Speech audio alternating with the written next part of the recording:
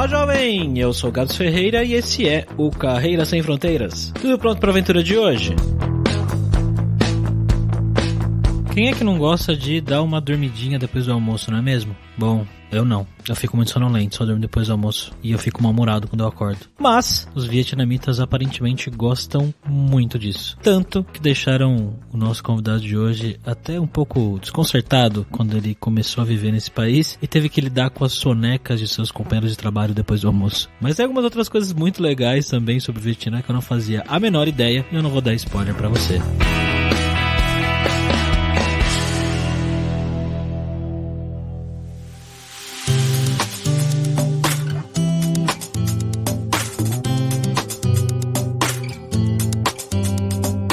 E para nossa primeira vez no Vietnã, caramba, tô curioso. Estamos aqui com o nosso viajante poliglota, Fabrício Carraro. E aí, Fabrício, beleza? Bom dia, Vietnã!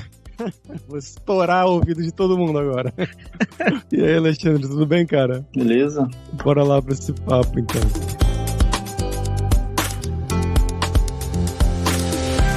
Bom, galera, como sempre, só o nosso jabazinho inicial aqui, que o podcast Carreira Sem Fronteiras é oferecido pela Alura Língua, cursos online de idiomas, que eu, Fabrício Carraro, ajudei a desenvolver com métodos que eu utilizei e utilizo para aprender idiomas como francês, italiano, russo, polonês, grego, alemão e assim por diante. E lembre-se que o ouvinte do Carreira Sem Fronteiras tem 10% de desconto em todos os planos, para você estudar todos os níveis de inglês e espanhol com a gente pelo mesmo valor. Então vai lá em aluralingua.com.br/promoção/carreira e começa a estudar com a gente hoje mesmo.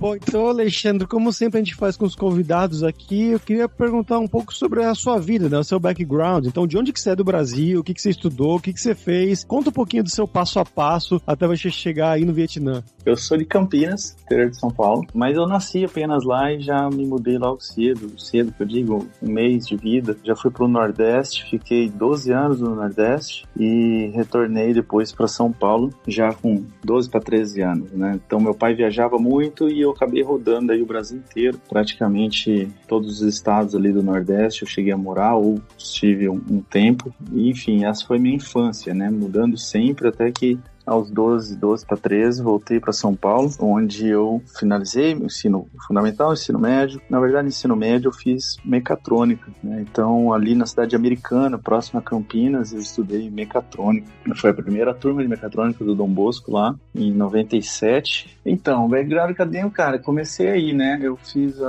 até por indicação do meu irmão, ele fazia PD, aí ele falou assim, olha, faz mecatrônica, isso aí é profissão do futuro e tal. Na época, realmente, não existia praticamente o curso, tinha só esse em Americana, depois acho que um colégio em Campinas e aí acho que só para São Paulo. Ele falou, tá começando agora e tal. Topei, né? Fui fazer o colegial, só que no colegial eu já me identifiquei muito com a parte de informática, né? Então, mecatrônica a gente tinha contato toda com a parte de eletrônica, eletricidade e tudo mais, com mecânica até, o Dom Bosco tinha um convênio com o Senai, então fiz toda aquela questão de pneumática, de mecânica mesmo, mexer com torno, fresa, etc. E a parte de programação, né, da robótica e tudo mais. E eu gostei, eu já tinha um carinho por computador desde muito pequeno, né, por jogos e por computador. Então, desde muito novo, tive contato com aqueles computadores primeiros que saíram ali com o jogo, né, jogo em fita cassete. E assim, eu gostava bastante. Até quando meu pai migrou pro Excel, ele usava Lotus como editor de planilha. Quando ele migrou pro Excel, bem dizer, um pivete ali é quem estava dando um suporte para ele fazer essa migração, né. Então, quando eu entrei no colegial, eu tive muita facilidade na parte de programação, gostei mais da parte de informática. E isso foi para mim, eu diria, teste vocacional. E aí ficou muito claro na minha cabeça que em faculdade eu queria fazer alguma coisa na área de informática. Mesmo meu pai sendo administrador de empresa, minha irmã cursando economia, seguindo essa área, eu estava muito mais na área de TI ali. Terminado o colegial, eu já emendei na faculdade de ciência da computação. Só que essa faculdade eu cursei 3 anos dos 4, né? Não consegui finalizar, na época, por uma série de problemas, não pude finalizar a faculdade. Tive que interrompê-la no final do 3º ano e parei de estudar, né? Fiquei um bom período aí, teve uma lacuna muito grande nessa parte acadêmica. E aí fiquei só trabalhando. Não terminei, mas eu trabalhava na área, trabalhava com suporte, né? No começo ainda eu trabalhei com um pouco de programação, mas eu migrei para o suporte, fiquei trabalhando com suporte, trabalhei em prefeitura, trabalhei em suporte técnico, né? Loja e tudo mais, vendendo, montando, fazendo manutenção. Em algumas empresas também, na parte de suporte, então suporte usuário, rede, hardware. Fiquei nessa algum tempo. Você era o sobrinho que consertava o computador da galera, então. Pô, eu também, né? Aquela coisa, nossa, você mexe com o computador, minha impressora tá travando. Tudo, né? Calculadora, impressora, qualquer coisa, assim, que remetesse a alguma coisa de tecnologia, né? Às vezes até o micro-ondas, né? Você mexe com essas coisas eletrônicas. Enfim, estive, então, nessa área de suporte durante alguns anos, né? Abandonei, bem dizer, programação e tudo mais, fiquei só em suporte. E jogando, né? Então, eu joguei muito tempo FPS, joguei bastante, e eu tive primeiro contato com Ultima Online, que é um MMORPG. Foi que começou a mudar um pouco minha vida. Eu comecei a jogar Ultima Online, joguei por algum tempo, por uns anos, Ultima Online, até que fui convidado para ser Game Master, assim, GM, enfim, um staff do servidor. Comecei a trabalhar com essa parte de atendimento no usuário do jogo. Em 2007, eu tive a oportunidade de trabalhar de fato, né, com isso. Ou seja, projetar sistemas para o jogo. Não só atender o player, mas projetar os sistemas. Comecei a trabalhar nessa, vamos dizer, foi onde eu fiz um switch de carreira. Eu considero 2007, quando eu fiz switch de carreira, comecei a trabalhar com o que eu diria game design. Preciso entender como funciona o game design. Então, passei a ler muitos livros. Scott Rogers, Jess Shell, Zimmerman, tudo que você imaginar aí de livros de game design, né? Ralph Koster, de teoria da diversão. Eu comecei a ler todos esses livros para entender realmente como funciona o jogo, o que os jogadores querem, como atrair a atenção, prender, etc. Projetar o jogo, visando a criação de puzzle, visando a criação de sistemas divertidos para o MMO. Fiquei um tempo, né, alguns anos nessa, até que estava trabalhando com essa parte de game design, fazendo esse projeto, e falei, pô, tá na hora de voltar a estudar de verdade, vamos falar assim, né? Diplomar isso aí, validar esse conhecimento. Então, em 2010, que fiquei um tempo ali, né, 2002, 2003, quando eu parei a ciência da computação, voltei em 2010, e aí eu voltei, na verdade, no curso de jogos digitais da FATEC americana. Nisso, minha esposa já havia terminado a faculdade dela, já tinha terminado, estava fazendo mestrado, terminando no meio do mestrado. Falei assim, preciso voltar a estudar. Aí eu fui fazer jogos digitais na FATEC. Fiz jogos digitais em 2010, 2013, completei a faculdade e iniciei. Na época, eu já emendei na pós de gerenciamento de projetos. Eu estava cursando o primeiro semestre da pós de gerenciamento de projeto quando eu recebi um convite de uma faculdade em Minas para dar aula. É muito difícil, né? Escassez de pessoas com conhecimento de jogos e tudo mais. E lá estava com um curso de jogos digitais. Não consegui achar professor de jeito nenhum. Tentaram em Brasília, tentaram em vários lugares, nas cidades grandes mais próximas, e não conseguiam encontrar. Já é ali, Minas, mas divisa com Goiás, 200 km de Brasília. Cidade chamada Paracatu. No começo eu ainda fui um pouco resistente, né? Eu estava ainda trabalhando com o jogo, né? Com o MMO, projetando. Estava me dando uma renda boa. E minha mulher falou, vai, o cara ofereceram passagem, hospedagem, tudo só para ir lá fazer a banca, né? Então eu fui, fiz a banca, né, que você dá aula, você precisa fazer uma banca, apresentar uma aula teste. Naquela faculdade eu tive que apresentar uma aula teste para 3 professores, uma psicóloga e uma pedagoga, que eles avaliam, né, e dizem se você pode dar aula lá ou não. E eu fui muito bem nessa aula teste. Já tinha uma facilidade grande de falar em público e tudo mais, e já havia trabalhado com vendas e tudo, então foi relativamente simples, né? O conteúdo eu dominava e foi tranquilo falar em sala. Eles já me fizeram convite, finalizei a banca, já me fizeram convite para ficar e entrar em aula no mesmo dia. Eles estavam realmente precisando. Caramba! De professor. Pois é, eles estavam sem professor e eu tinha ido com uma mochila e já fiquei e já tive que comprar roupa por lá mesmo, porque eu já nem voltei para casa. Já comecei a dar aula. Então, comecei em 2003, final de 2003, comecei a dar aula nessa faculdade, no curso de jogos digitais, nas disciplinas de game design, projeto de jogos, né, que era, bem dizer, um gerenciamento de projetos aí, voltado para projeto de jogos, e programação, né, Unity, no caso. Fiquei lá nessa faculdade, trabalhando nessa faculdade, morando na cidade por um ano, até o final de 2014. Como eu tive que interromper meu gerenciamento de projeto, porque era presencial em Americana, para não ficar parado, eu iniciei uma pós em game design. Essa eu finalizei, terminei após em Game Design. Fiquei trabalhando lá até o final de 2014. Quando eu me mudei para Brasília, na época minha esposa recebeu uma proposta muito boa lá, e eu fui também. Aí eu fiquei uns 3 meses, 4 meses sem emprego. Durante todo esse tempo eu ainda estava projetando os sistemas para o MMO. Então eu tinha essa renda à parte, que me dava uma renda até legal, e tocava ali a faculdade. Então quando eu fiquei desempregado, não era totalmente sem renda. Tinha essa renda e minha esposa também estava ganhando. Terminei minha pós, né? Legal, pós de Game Design. Em Brasília, comecei a trabalhar em 2015, comecei a trabalhar na Seven, que era escola de computação gráfica, de jogos e tudo mais. Era grande ainda na época, concorrente da Saga, e foi bem quando eles mudaram de nome, de Seven para Red Zero. Comecei a dar aula lá. Comecei num dar aula de sábado apenas, bem um dia só. Putz, os caras curtiram e eu fui pegando mais turma.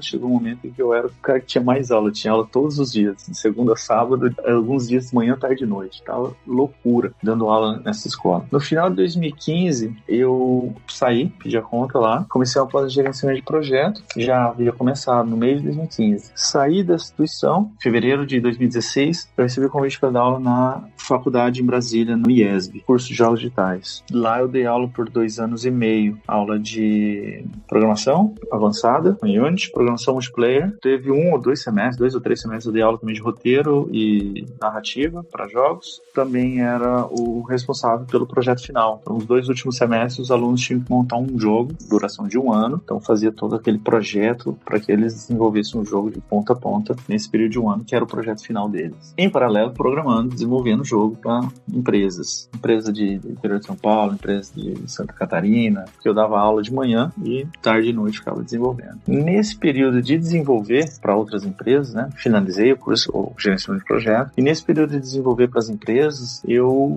fui contactado por essa empresa do Vietnã. Então a moça me localizou, não lembro se no LinkedIn ou se no Unity Connect. E me fizeram convite para programar um jogo. Eles já tinham o jogo mais ou menos no meio do caminho, eles me passaram o projeto estava muito ruim, tem que começar do zero, só vou aproveitar a arte mesmo, a arte e som. Nessa ocasião eu estava sozinho, né, eu o único programador, programei o jogo para eles, legalzinho, entreguei no prazo, e eles gostaram muito, e falaram, bom, próximo projeto a gente vai te contactar de novo. Beleza, né, vamos ver se rola mesmo, né, isso aí meio que todo mundo fala. E rolou, em 2018, começo de 2018, eles falaram, a gente vai começar um projeto novo, a gente quer você de novo, e agora a gente quer você como dev lead, remoto mesmo, a gente está montando toda uma estrutura aqui, uma equipe, já estamos contratando programadores, inclusive gostaria que você participasse aí do screening dos candidatos e tal, me diga o que você precisa, as habilidades, que a gente vai contratar alguns programadores. Contrataram 3 e eu fiquei como dev lead remoto. No meio de 2018 eu recebi o convite da Insane em São Paulo para trabalhar no Profane, no MMO, RPG, e eu aceitei, então voltei para São Paulo, saí de Brasília, voltei para São Paulo, comecei a trabalhar no Profane. No Profane foi muito interessante, experiência muito legal, projeto bem grande, uma equipe legal, né, presencial, o trabalho,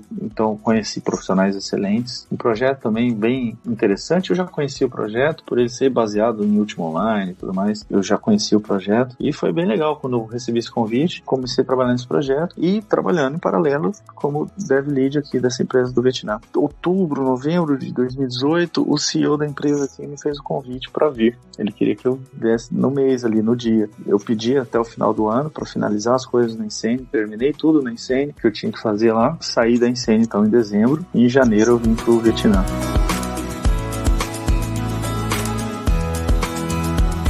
Como é que foi quando você chegou aí no Vietnã, cara? Como é que foi pra arranjar lugar pra morar? É burocrático, né? Essa parte aí, como é que foi a sua impressão inicial? Cara, assim, antes de vir eu tive problema. Foi algo que me deu bastante dor de cabeça. Tive problema com documentação, eu perdi o voo. Era pra eu ter vindo dia 10 de janeiro. Eu só consegui vir no dia 26. Falha de comunicação, de documentação e tudo mais. O Vietnã, ele trabalha com um sistema de Visa on Arrival. Você pega uma carta, a empresa vai te fornecer uma carta dizendo que você vai fazer o visto quando chegar. Tem também todo um documento mostrando que eu vou trabalhar. Então, o Vietnã, ele tem o visto de turista e de business, né? O meu visto era de business, 3 meses. Então, eu, com essa carta, consegui embarcar, beleza, sem passagem de volta, comprei só passagem de ida, né, Brasil-Vietnã. Se você não tem isso, eles cobram, é bem comum eles cobrarem a passagem de volta, ou de saída do Vietnã, no caso, mas eu peguei passagem só de ida, embarquei no dia 26 de janeiro, cheguei aqui dia 28, um voo longo, 2 dias voando. E, cara, quando eu cheguei, assim, assim, pô, o pessoal sempre que você fala Vietnã, todo mundo brincando comigo, leva repelente, leva o rifle, leva o colete, a faca e tal. Foi uma surpresa, assim, extraordinária, sabe? Desde a hora que eu cheguei no aeroporto, senti um clima legal, uma vibe boa, calor dos infernos. Você tava perto de Goiás, você tá reclamando de calor, cara? Cara, é um calor diferente. Morei a vida inteira no Nordeste, né? A vida inteira, 12 anos ali, a infância inteira. Mas é um calor diferente. Aqui é um calor dos infernos, não sei explicar, mas é quente. É úmido. É uma bela definição, tá no dicionário, calor dos infernos. Cara, é úmido, mas assim, é diferente de um clima de praia, né? De rio. Mas assim, é tranquilão, sabe? Não é nada que fala, meu Deus, vou morrer. Tranquilo também porque todas as casas têm ar-condicionado, até barraco tem ar-condicionado, então é preparado para esse calor, né? Você entra no táxi, tá gelando, você entra numa 7-Eleven, parece um frigorífico. Então você acaba nem sentindo tanto, né? Foi uma surpresa bastante grata, sabe? Comecei a olhar e falei, nossa, e o povo do Brasil zoando, né? Manda a foto da selva aí, não sei o quê. E eu penso, caraca, o brasileiro é muito trouxa, né, cara? O negócio, assim, é muito mais avançado em diversos aspectos que o Brasil. E aí comecei a trabalhar nessa empresa daqui. A empresa, ela é um outsource 3D, outsource 3D, diria lá, top 3 do mundo. Eu nunca ouvi falar, né? Glass Egg, ovo de vidro. Eu também nunca havia ouvido falar, até conhecer, até eles me contratarem. E aí você fala, caraca, 21 anos no mercado, só fornecendo arte pra jogo. E aí você olha o portfólio dos caras, tem todos os jogos que eu joguei desde sempre, sabe? Desde o Driver lá no Play 1, Forza, Need for Speed, Battlefield, Call of Duty, Apex, esse Apex Legends aí, fizeram praticamente, sei lá, 70% dos assets. Arma, personagem, cenário, props, tudo. Toda a modelagem, animação, texturização, todo 3D que você vê nas grandes franquias, Titanfall, cara, é tudo feito aqui. Na época eles chegaram a ter 5 andares, hoje eles estão com 3 andares, mais de 400 pessoas, os vietnamitinhos lá modelando, você vai andando assim, é tudo as baias por cores, aí tá lá a equipe Ubisoft, a equipe Microsoft, a equipe Amazon, a equipe, sabe, assim, a galera que tá fazendo jogo para aquela empresa, você vê jogo que nem foi anunciado ainda, sendo modelado ali, você fala, nossa, que legal. E eu tinha um cantinho pra mim, né? Montaram um departamento, então eu tinha um pedaço de um andar lá, onde eles montaram uma equipe para fazer jogo para celular, fazer mesmo jogo de ponta a ponta. Então era uma empresa pequena, como se fosse uma empresa incubada ou uma subsidiária, funcionando dentro ali, compartilhando a estrutura deles, toda a cultura, os team building, né, os passeios das empresas e tal. Então a gente compartilhava toda essa parte de cultura, de estrutura, de missão, tudo mais, da Glass Egg, mas era uma empresa totalmente à parte, centro de custo à parte e tal, focada em desenvolver uma franquia para criança, né, criança, família, para jogos de celular e tablet, iOS e Android. Só que, quando eu recebi o convite, fez o convite para eu vir, eu imaginava que seria Dev Lead, e isso antes de eu vir mesmo, ele chegou a falar, olha, só que eu gostaria que você assumisse o estúdio. Vamos embora, né, vamos cair para dentro. Então eu vim como o que eles chamaram de Mobile Studio Manager,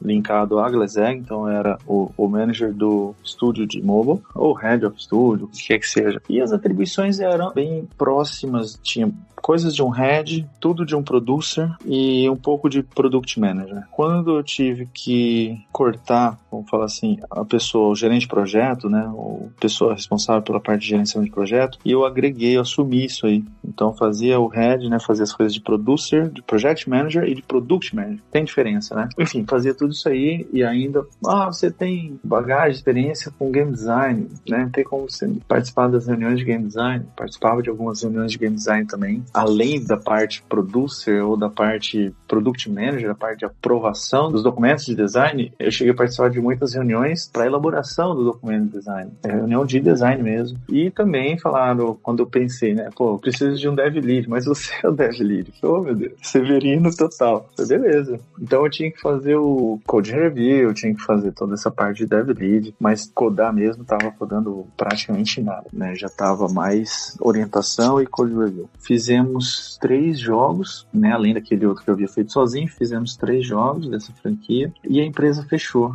Né? Bem no meio aí dessa treta toda, a empresa teve o shutdown aí há 2 meses. Mas foi por causa da crise do coronavírus mesmo? Não, cara, não foi não. Eu diria que atrapalhou porque atrasou o projeto, perdi a equipe, muitas pessoas acabaram não trabalhando nessa época. A empresa, ela deu a opção da pessoa ir pro escritório trabalhar, porque aqui estava podendo trabalhar de casa ou não trabalhar, e alguns optaram por não trabalhar. Enfim, e deu uma atrasada, né? Aqui o povo ficou muito assustado com esse negócio e enfim, deu uma atrasada. Mas não foi por causa disso, não. Eu diria que também deu uma atrapalhada porque os donos da Glassegg, os donos da empresa, tem algumas outras empresas e todas elas no ramo de entretenimento, clube, boate, resort e tal, turismo e entretenimento. Então, algumas até fecharam, eles tiveram que fechar algumas empresas. Então, assim, eles estavam realmente meio numa contenção de custo, mas o fator principal realmente foi os jogos não estavam fazendo dinheiro. A empresa não estava se pagando, o que é comum, né? Esperado. Primeiro jogo, segundo jogo, diria que o grande percentual das empresas que começam, elas levam alguns jogos para poder, menos que acerte aí na veia, demoram alguns jogos para fazer aquele player base e tudo mais, começar a movimentar dinheiro. Mas o segundo jogo, principalmente, ele estava com uma performance horrível. O terceiro foi muito bom, o último estava bem legal na parte de retenção de usuário e tudo mais, mas na parte de receita, né, de revenue estava muito baixo. E aí acharam que não dava para tocar um quarto projeto e decidiram fazer o shutdown da empresa. E a empresa fechou.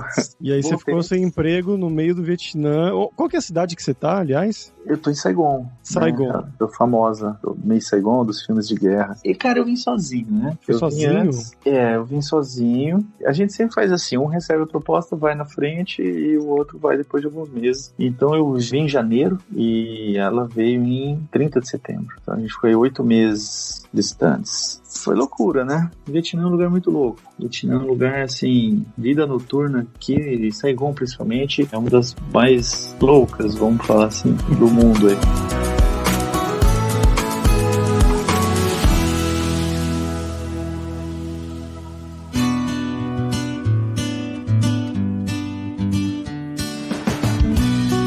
Conta pra gente como que foi chegar aí, cara, e trabalhar com pessoas de outro país. Você já tinha trabalhado antes, né, com pessoas de outro país, pelo que você falou. Como que é a galera onde você foi trabalhar aí? É bastante vietnamita? Tem gente do mundo inteiro? E como que era trabalhar com essas pessoas no dia a dia? Cara, o meu chefe, né, o CEO da empresa é francês, mas o resto tudo vietnamita, né? Na verdade, na empresa inteira, eu acho que tinha 3 pessoas que não eram asiáticos, né? O CFO, o CEO, então tinha um francês, um americano e o brasileiro. O resto, grande maioria vietnamita. E aí, quem não era vietnamita era tipo o japonês, o chinês, o filipino, alguma coisa assim, né? Cara, foi difícil. Isso foi outra coisa que também pegou muito. É diferente de você trabalhar com inglês, com alemão, acho que com europeu, ou principalmente com americano, canadense. Cultura muito diferente e o idioma muito diferente, né? Então, na minha equipe, por exemplo, tinha pessoas que não falavam qualquer outra língua, só o vietnamita. Eu precisava de intérprete para falar com a minha própria equipe. Caramba. Isso atrapalha, né? O meu inglês, quando eu vim pra cá, era muito ruim também. Então, isso eu frisei bastante antes. Eu falei, olha, eu escrevo e leio perfeitamente, compreendo bem, mas falar é ruimzinho. Não, tudo bem, você aprende rápido. Mas eu sei, aprendi, hoje já falo confortável aí, mas no começo, assim, você sabe, né, cara, assim, é diferente. Se eu tivesse podendo a liberdade de falar, tanto pra você cobrar, como pra você incentivar, pra motivar a galera, quando você precisa daquela cena de filme, assim, que você dá aquela motivada mesmo, né, um Coach Carter ali, quando você precisa dar uma motivada nos meninos, falta o vocabulário, ou às vezes quando você precisa chamar atenção, falta o vocabulário. Enfim, gerenciar uma equipe que eu tinha que falar inglês e meu inglês era fraco. Do lado de lá tinham pessoas que ou nem falavam inglês ou também falavam inglês ruim. Foi difícil, isso atrapalhou bastante. Comunicação é tudo e ela era bem truncada. E outra coisa também, os hábitos, né, cara? Assim, sou de São Paulo, sou workaholic 100%, né? Você vê assim, chega na hora de almoço, galera tudo dormindo. Sabe, eu sei que no Brasil cara, eles dormem. Eu sabia assim, no Brasil tinha lá chão de fábrica, o cara no horário de almoço bate a marmita e deita lá no meio dos papelão, mas no escritório assim, achei estranho, sabe? Em cima da mesa eles dormem? Cara, eles dormem no chão, debaixo da mesa. Eita! Caramba! assim, até que pensando bem, na Insane também a galera tirava um cochilo, mas é assim, muita gente. E aí, às vezes, eu andando pelo escritório, ali pelo andar, às vezes tinha que ficar pulando. Eles tinham esteirinha, eles levam travesseirinho, tem um travesseirinho deles. E é religiosamente, todo dia, cara, eles almoçam, catam o travesseirinho, vai pra sala de descanso, tinha uma sala de descanso, ou mesmo joga esteirinha, estende esteirinha no chão, deita, pum, e dorme. O horário de almoço deles é sagrado. Eles comem lá o pho, né, que é a sopa doida deles lá, comem as comidas doidas deles, e deita e dorme de boa. Faça chuva, faça sol, dia de lançar build, projeto atrasado, loucura, assim, o chefe dando paulada em mim, o molequinho arrastando chinelinho. Eles andam muito de chinelo aqui, né? Aí ele lá arrastando chinelinho, abraçado com o travesseirinho, indo dormir. Assim, tipo, tendo que lançar build. Então, cara, isso aí, assim, me consumiu um pouco, uns anos de vida, sabe? Ver isso. E eu falo, sei lá, né? É a cultura deles, como é que eu chego? Eu não sabia se eu tinha que... Às vezes eu me arrependo, falo, nossa, eu devia ter tocado terror, sabe? Ou não tinha muito o que fazer mesmo nessa questão, mas teve umas coisas culturais ali, e isso se estendia a muitas coisas, né? Coisas pro bem e coisas pro mal. Enfim, teve bastante divergência cultural. Levei um tempo para entendê-los na parte profissional ali mesmo, a mentalidade deles é diferente, né? Cara, assim, teve umas coisas, tava fechando com uma empresa terceirizada para fazer animação, UI e tal. Aconteceu uma coisa dentro da empresa lá, a minha equipe era uma terceirizada. Aí minha equipe já ficou, não me sinto confortável em trabalhar com eles e tal. Ai, gente, o problema é deles. Se eles entregam o produto, o serviço bem feito, foda-se. Eles têm umas coisas culturais que às vezes atrapalham, às vezes é interessante, legal, mas enfim, foi difícil, mas com o tempo eu fui acertando, fui entendendo, tanto é que o último projeto, deadline muito curto, era uma coisa assim, inclusive muitos amigos falaram, cara, é impossível, não é impossível, a gente vai fazer. Conseguimos fazer no prazo, mesmo com o Covid, sabe, assim, mesmo com o Ano Novo Lunar, foi bem no meio do terceiro projeto, que aí eles param, né, uma semana o país para, que eles seguem o calendário chinês, e aí geralmente as pessoas seguram os dias que eles têm de férias para tirar, então eles tiram uma semana antes, uma semana depois, ou às vezes uma antes e uma depois. Aí eu perco o funcionário, eu perdi, tipo, quase a equipe inteira no Ano Novo Lunar. Por um mês, quase. No mínimo 2 semanas. Quanto tempo faz você tá aí, cara? 1 ano e 6, tá indo pra 1 ano e 7 meses já. E com relação à amizade, relacionamentos aí, como é que tá isso aí? Você conseguiu se misturar com os locais? Eu até alongando a pergunta do Gabs, porque você falou que você ficou 8 meses sozinho aí antes da sua esposa vir, né? Então 8 meses sem fazer amizade seria um pouco complicado. Não me comprometam. Então, a vida noturna aqui é louca. Então, cara, assim, no começo foi difícil. E eu sou um cara que nunca tive saudade, né? Eu até desconhecia um pouco, eu achava que eu era doente, assim, alguma espécie de psicopata, que eu não era muito sentir saudade. Eu sempre, né, desde cedo, assim, desgarrei, mudei muito, então era uma coisa fácil pra mim mudar, não ter muitos amigos, ou parente também, nunca fui muito próximo de parente. E eu falei, não, pra mim não é problema. Tanto é que eu e minha esposa, a gente foi mudando em vários pontos aí do Brasil e sem problema nenhum. Só que era eu e ela sempre, né? Muitas vezes passamos por lugares onde não fizemos nenhum amigo, era só eu e ela. Mas eu achava que ia ser tranquilo. Até nos últimos 6 meses antes de sair do Brasil, eu estava longe dela. Eu fui pra São Paulo, ela ficou em Brasília. Então eu passei os últimos 6 meses no Brasil longe, só que eu ia a cada 15 dias, às vezes 2 semanas seguidas, às vezes passava 3 semanas sem vê-la. Eu falei, não, vai ser tranquilo. A ideia era que ela viesse em 6 meses, acabou vindo com 8. Mas no começo, cara, o idioma, que você não entende nada, os caras falando e, sabe, não conhecia ninguém, começou a dar uma loucura em mim que eu comecei a pirar mesmo, assim, sabe? Teve dia de sair da empresa, comecei a chorar na frente da empresa, assim, chegar em casa, comecei a chorar da falta de arte, comecei a desenvolver alguma síndrome de pânico, alguma coisa assim. E aí eu foquei mais ainda no trabalho. Então, eu ia pro trabalho, chegava 9 horas, às vezes era 1 hora da manhã, 2 horas da manhã, eu tava lá, diretão, né? Eu não queria ir pra casa, eu não queria parar de trabalhar, para não pensar. Mas eu conheci uns brasileiros, por acaso, assim, eles estavam no hall do prédio onde eu morava, estavam lá comendo uma pizza e ouvi e já sentei na mesa com os caras, já enturmei. Os moleques gostavam de jogar bola, os moleques novos, chamaram pra jogar bola, fazia 10 anos que eu jogava. Voltei a jogar bola e que assim, desenvolvi uma amizade aí com eles e até hoje, o melhor amigo meu aqui é esse cara, é um desses caras. Passei a jogar bola quase todos os dias, então terminava o trabalho, saía, botava o chuteirinho e jogar bola. Se bem que sair pra noite, eu sempre saí sozinho aí no Brasil e aqui eu vinha saindo bastante também sozinho, né? Outra coisa também que eu passei a fazer bastante, às vezes eu saía 3, 4 vezes na semana pra balada. Terça, quinta, sexta, sábado. Essa foi a minha vida no começo na Alemanha, quando eu me mudei pra lá, era isso aí também. 3, 4 dias por semana, loucura. Sozinho lá também, né? Aham, é loucura, né, cara? Tanto é que, assim, eu descobri o álcool aqui, né? Não bebia no Brasil.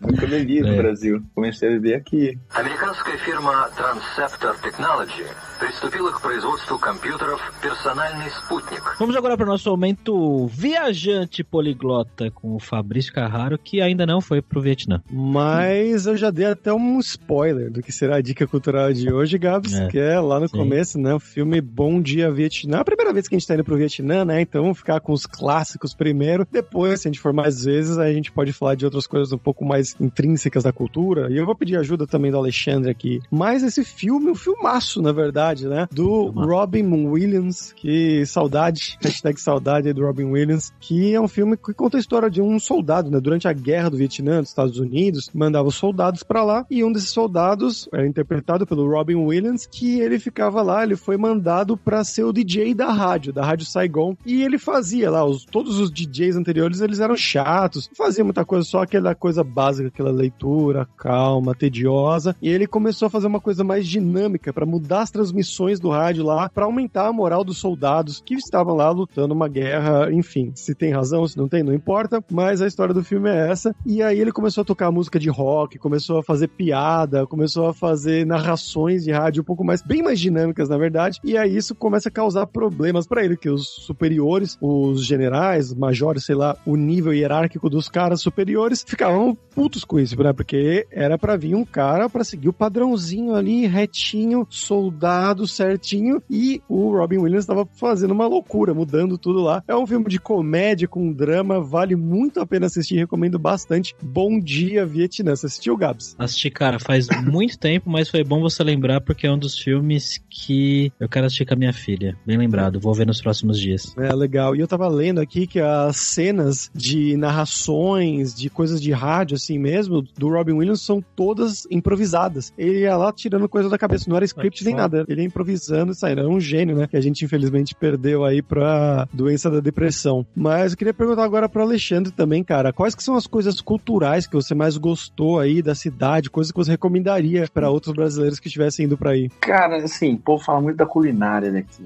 É uma das culinárias mais exóticas ou famosas do mundo. Eu emagreci 20 quilos depois que eu não consigo comer a comida daqui. Passei mais de mês comendo McDonald's todo dia. Mas por quê? Cara, eu sempre tive uma dificuldade com comida. Mesmo no Brasil tinha bastante coisa que eu não comia e tal. Até passei a comer muito mais coisa aqui, de verdura e tudo mais. Só que assim, a comida dos caras é basicamente sopa, é negócio líquido, frango e porco, né? Carne vermelha aqui é caríssima. Então é muito frango, muito porco, mas assim, eles preparam de um jeito bem bizarro. Sinceramente, assim, eu não gosto nem do cheiro. Muito mato de todo tipo, eles colocam muito coisa, assim, muito mato diferente na sopa, nas comidas. Eles comem umas partes muito estranhas, sabe? Coisa que no Brasil a gente não come. Galinha, pô, em vez de pegar um peito de frango, eles comem o joelho do frango, a cartilagem. Nem sabia que o frango tinha joelho. Eles comem, tipo, o joelho. Deve fazer ensopado, né? Faz ensopado, mas o joelho eles comem como se fosse nosso pão aperitivo, assim, né? Aí se mastiga aquela cartilagem e fala, caraca, gente, tem o peito é maciozinho. Não, eles comem... Temperadinho, assim? Temperadinho. Pô, pimenta, você fala assim, baiano não sabe o que é pimenta.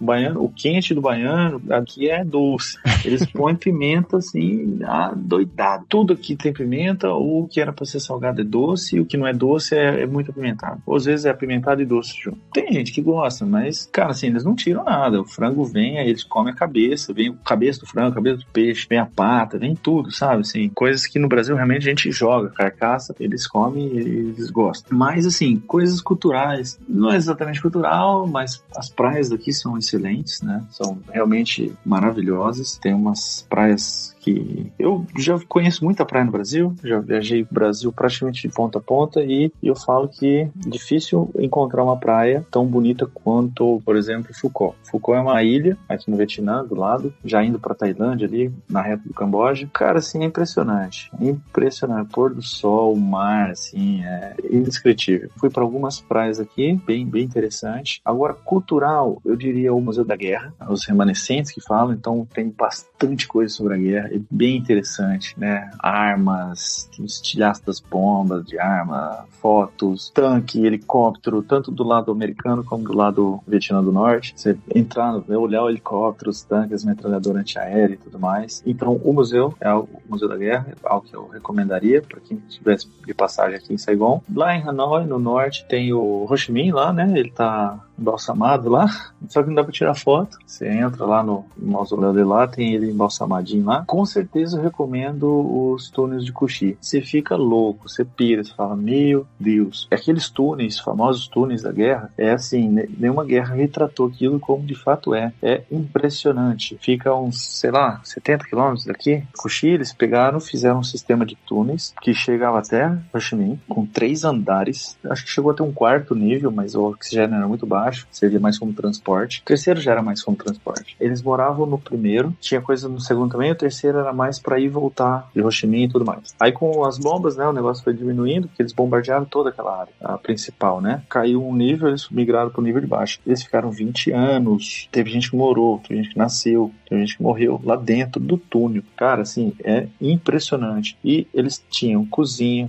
escola, produziam armas lá, tudo de baixo, tudo. E aí você vê o sistema deles de cozinha, eles jogavam fumaça das coisas distante, né? Então a cozinha era num ponto, a fumaça saía em outro ponto. O soldado não sabia que ia ali, né? Não vão jogar granada ali e tudo mais. Eles tinham uns pontos onde eles colocavam a arma, aqueles pedacinhos pequenininhos onde eles desciam, né? Eles se enfiavam, então eles apareciam ali, eles matavam o americano, eles desciam naquele buraquinho minúsculo, um americano já não passaria, normal, estrutura física, eles passavam ali e andava. Quando o americano ia ali pra atirar naquele buraco onde o cara entrou, em volta desse buraco tem alguns buraquinhos pequenos só pro cano da arma apontado. Então o americano não sabe para que lado ele foi, ele aponta a arma e tenta atirar, e o cara escolhia um dos cantos, um dos lados para ir, andava, enfiava a arma apontada pro buraco, pro lado de fora, e matava o americano ali. O sistema que os caras fizeram assim eles ganharam a guerra por causa do túnel. Os túneis de Cu Chi foram decisivos para a vitória. Realmente tem como andar lá, mas é muito difícil, é bem apertado. Eu tenho um vídeo, nossa, cara, eu andei acho que uns 20 metros ali dentro, tava morrendo já. Você tem que andar baixado, quase que rastejando, e muito quente, muito apertado. É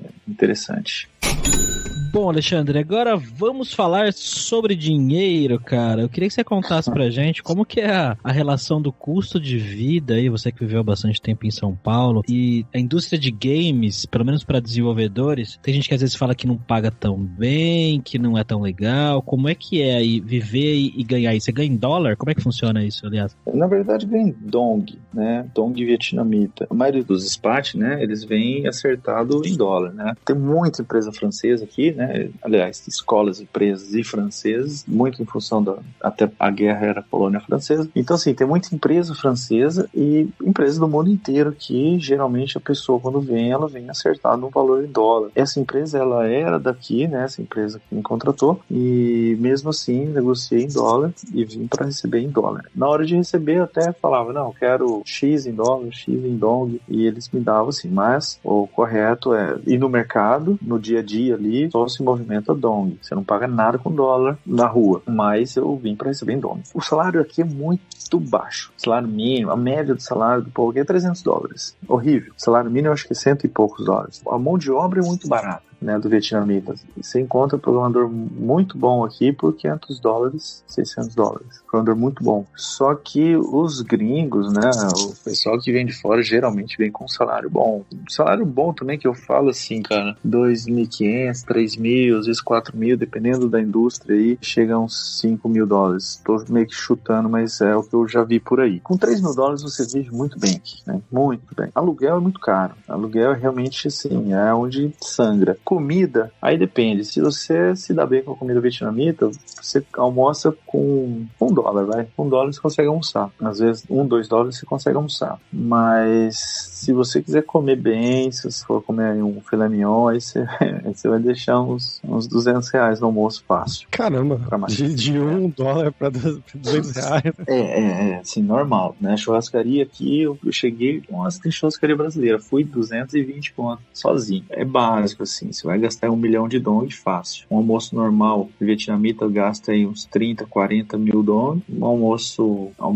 gostoso mesmo, pra comer umas carnes boas, você vai gastar uns 500, 600, $1 milhão, por aí. Mas, assim, todo aquele lado, pô, eles dão uma exploradinha no gringo. Se você não souber andar aqui e ir nos lugares certos, você vai gastar muito dinheiro. Só que, assim, muitos gringos vêm, então ele vem, traz em euro, traz em dólar, ou traz em libra, tem muito inglês também. O cara chega aqui, porra, €1, uma libra, o cara faz massagem, bebe o chopp, faz tudo, janta, porque a conversão dá muito dinheiro. Então eles vêm com euro e com libra, porra, pra eles não é nada, né, o que eles cobram aqui. Mas pra quem mora aqui, você tem que saber num salão. Minha esposa teve dificuldade com isso, parte de beleza e de salão, de cabelo, unha, comida também, você tem que saber onde ir, onde comprar. Se você se habitua com a vida aqui, você consegue gastar pouco. Mas custo de vida ele é bem variável, mas você tem que saber mesmo como viver. Para turista vai ser meio puxado, porque se não sabe, você vai apanhar um pouco e vai gastar um pouquinho de dinheiro. Mas é tranquilo, vou dizer que ele equipara com São Paulo. Na verdade, tudo se equipara com São Paulo. Saigon é uma São Paulo segura, é o que eu costumo dizer. Saigon é uma São Paulo 100% segura. Tanto na questão de centro feio, sujo, você consegue gastar pouco no almoço ou uma fortuna, em tudo, né? Tanto para moradia, como para alimentação, para tudo aqui você tem um range absurdo, desde muito pouco a incalculável mesmo, tipo, gastar aí R$15 mil numa garrafa de bebida na balada. É o rei do camarote, então. Nem é tanto, né? É caro mesmo, as bebidinhas aqui. Você falou de aluguel, quanto que é mais ou menos uma média, assim, de um aluguel no apartamento, sei lá, de 1, 2 quartos, por aí? Agora tá caindo, né? Esse Covid deu uma caída, mas depende muito do bairro. Eu cheguei a morar num estúdio que era tipo um kitnet, né? Bonito, um estúdio bem bonitinho, mas eu pagava $600. Tá caro. É, bem caro. Hoje eu tô até pagando menos, é maior que o estúdio que eu tinha, o apartamentinho que eu tenho aqui, mas é um quarto separado da cozinha, não tem nem sala, um banheiro pequenininho, mas é muito bom, e eu pago hoje 11 milhões de dong, nem sei quanto tá dando isso, $480. Tá mais barato que o outro, então. É, mais barato. É outro bairro, né? Uhum. E é um bairro melhor deles passagem, mas ele é mais afastado do centro. O outro já era no centro. Eu peguei mesmo para ficar do lado da empresa, então eu morava do lado, na quadra de trás da empresa, na rua de trás. Aí eu ia andando de boa. Esse aqui eu já peguei, já é mais distante do centro, é um distrito 2. Aqui é dividido por distritos, mas é o distrito onde estão os gringos, na verdade, né? Ele é mais western, comida, estrutura, bem voltado mesmo pro pessoal de fora. Mas o apartamento é mais barato. Você encontra até apartamento de 2 quartos por $600. Apartamento bom. Só que assim, cara, apartamento em prédio bom, assim, aqui não tem o prédio, ou é estilo vietnamita, aí é fuleiro, ou é o prédio bom, 600, aí você fala, pô, em São Paulo você não pega um prédio desse, tem academia bem top, tem piscinas, tem sauna, tem, sabe, tem tudo. É uma estrutura bem caprichada mesmo.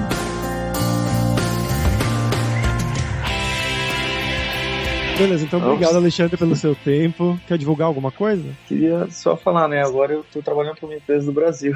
Então, divulgar o aplicativo aí, o Glimpse. Baixem o aplicativo Glimpse na loja do iOS e do Android. É um aplicativo de realidade aumentada. Postar, fazer conteúdo, é como se fosse uma rede social de realidade aumentada. Baixa aí Glimpse, Glimpsy, Glimpse. E minha vida tá invertendo, né? Tô morando aqui, trabalhando para uma empresa do Brasil.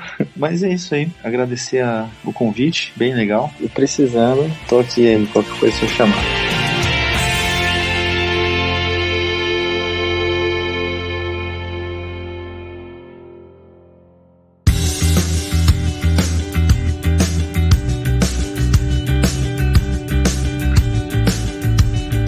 pessoal, por hoje é isso. Cam Ban, que é obrigado em vietnamita pela sua audiência. Se você gosta do Carreira Sem Fronteiras, recomende sempre para 5 amigos para nossa comunidade continuar crescendo cada vez mais. E entre no nosso grupo do Facebook, o Carreira Sem Fronteiras, para você ter mais dicas sobre empregos, mercado de trabalho no exterior, tecnologia e também sobre a língua inglesa, até o vietnamita, quem sabe. E não deixe de conhecer a Alura Língua para você reforçar o seu inglês e o seu espanhol e dar aquela força, tanto no seu currículo quanto na sua vida profissional. Algo que o Alexandre destacou muito bem, que o inglês foi um problema quando ele se mudou pra lá, porque ele não falava tão bem assim, então a comunicação do time não era muito boa, né? Ele não falava bem, o pessoal que trabalhava lá, alguns nem falavam inglês, então imagina quanto a vida dele teria sido mais fácil se ele falasse inglês a um nível bem melhor. E só lembrando que o ouvinte do Carreira Sem Fronteiras tem 10% de desconto em todos os planos, então vai lá em aluralingua.com.br/promoção/carreira e comece a estudar com a gente hoje mesmo. Além também, é claro, da alura.com.br, que tem mais de 1.100 cursos de tecnologia, tanto nas áreas de programação, aí inclusive a área de design de jogos, que é a área do Alexandre, mas também marketing, design, business, soft skills, curso de como você criar o seu currículo em inglês ou em espanhol, de arrumar o seu LinkedIn em inglês para mandar para vagas do exterior, então com certeza vai ter o curso para você. Então, pessoal, até a próxima quarta-feira com uma nova aventura em um novo país. Tchau, tchau.